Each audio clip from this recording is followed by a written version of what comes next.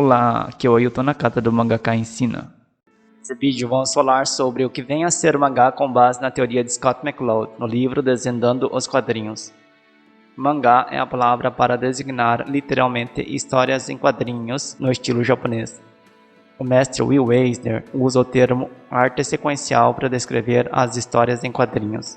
Segundo Scott McCloud, são imagens pictóricas e outras justapostas em sequência deliberada. Em uma exposição conceitual do dicionário, histórias em quadrinhos são imagens pictóricas e outras justapostas em sequência deliberada destinada a transmitir informações e ou a produzir uma resposta no espectador. Para compreender mais a fundo a definição de histórias em quadrinhos, é preciso separar a forma do conteúdo. Vamos falar sobre um veículo de comunicação que foi o maior responsável pela origem e popularização das histórias em quadrinhos: a imprensa.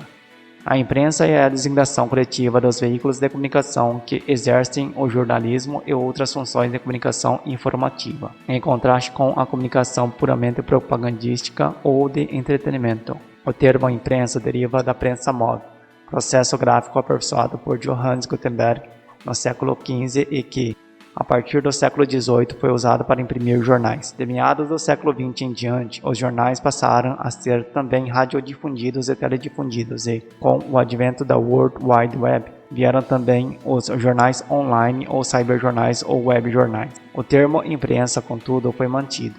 Deve-se evitar as errôneas expressões imprensa eletrônica, imprensa falada e imprensa televisionada. Quando a linguagem abranger rádio, televisão, internet, cinema e outros meios, deve-se usar meios de comunicação ou mídia. Segundo Scott McCloud, Kudoptoffer, Genebra, 31 de janeiro de 1799 a 8 de junho de 1846, foi artista gráfico e escritor suíço, considerado um dos pioneiros das histórias em quadrinhos. Seu livro História de Mr. Jabot, publicado em 1833, é considerado aquele que inaugura a história em quadrinhos moderna. E, à medida que o século XX se aproximava, as histórias em quadrinhos começaram a florescer num fluxo que continua até os dias de hoje. Porém, com o advento da arte moderna, fotografia e cinema, o termo histórias em quadrinhos teve conotações tão negativas que muitos profissionais preferem ser conhecidos como ilustradores, artistas comerciais ou, na melhor das hipóteses, cartunistas. Na atualidade, as histórias em quadrinhos estão sendo reconhecidas como excelentes ferramentas de comunicação, mas ninguém ainda se refere a elas como quadrinhos. Diagrama soa mais dignificante, eu suponho. Não se diz nada sobre papel e tinta, não se menciona o processo de impressão, a imprensa em si não é nem especificada, não se diz nada sobre canetas térmicas, o papel Scholler ou o pincel número 2 da série 7 da marca Winsor & Newton. Nenhum material é excluído por nossa definição, nenhuma ferramenta é proibida.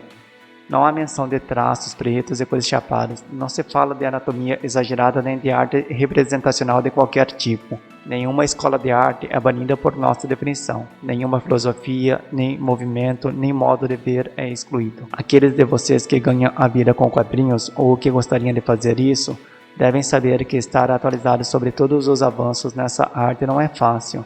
Existem tantas revistas hoje que seria preciso um exército de leitores para estudar todas. Contudo, por mais que a gente tente compreender o mundo dos quadrinhos, uma parte deles sempre permanecerá nas sombras, um mistério.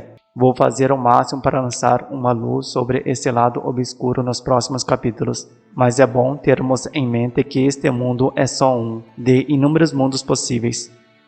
Agora você que gostaria de se aprofundar mais sobre esse assunto, adquira já o livro Desvendando os Quadrinhos. O link estará na descrição deste vídeo.